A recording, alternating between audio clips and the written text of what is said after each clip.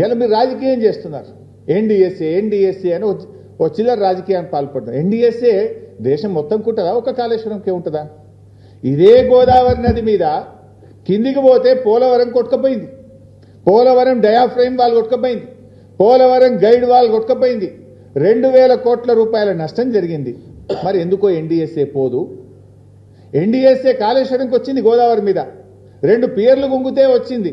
ఆడ 2000 కోట్ల రూపాయల డయాఫ్రేమ్ వాల్ కొట్టుకపోయి గైడ్ వాల్ కొట్టుకపోతే 5 ఏళ్ళైనా ఎన్డీఎస్ఏ ఎందుకు పోదు?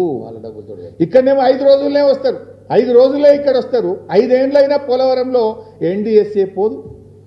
5 నెలలైనా ఎస్ఎల్బీసీ టనల్ కుప్పగూలితే ఎన్డీఎస్ఏ రాదు. కిషన్ రెడ్డి పంపడు, ఎన్డీఎస్ఏ రాదు. ఎందుకు రాదు? కిషన్ రెడ్డి, రేవంత్ రెడ్డి, కాంగ్రెస్ బీజేపీల మధ్య ఢిల్లీలోనేమో కొట్లాడతారు, గల్లీలోనేమో అలాయి బలాయి చేసుకుంటారు. ఈ రాష్ట్రంలో ఇద్దరు కలిసిపోయింది. కలవకపోతే ఎస్ఎల్బీసీ టనల్ కుప్పగూలి ప్రాజెక్టు భవిష్యత్తు ప్రశ్నార్థకమైతే ఎందుకు ఎన్డీఎస్ఏ రాలేదు? నేను అడుగుతా ఉన్నా. ఇలా పోలవరంలో కూలిపోయింది, మరి అక్కడ ఎన్డీఎస్ఏ పోలే.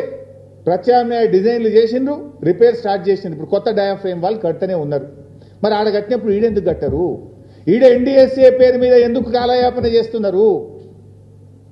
అంటే పోలవరంకో నీతి, కాళేశ్వరంకో నీత, కాళేశ్వరంకో నీతి, ఎస్ఎల్బీసీ టనల్కు ఇంకొక నీత. ఇదంతా చిల్లర రాజకీయం చేస్తున్నారు. ఇలా ప్రజలకు కూడా అర్థమైపోయింది. కాంగ్రెస్ పార్టీ రైతు ప్రయోజనాల కంటే, రాష్ట్ర ప్రయోజనాల కంటే చిల్లర రాజకీయాలకు ప్రాధాన్యత ఇస్తూ ఉంది.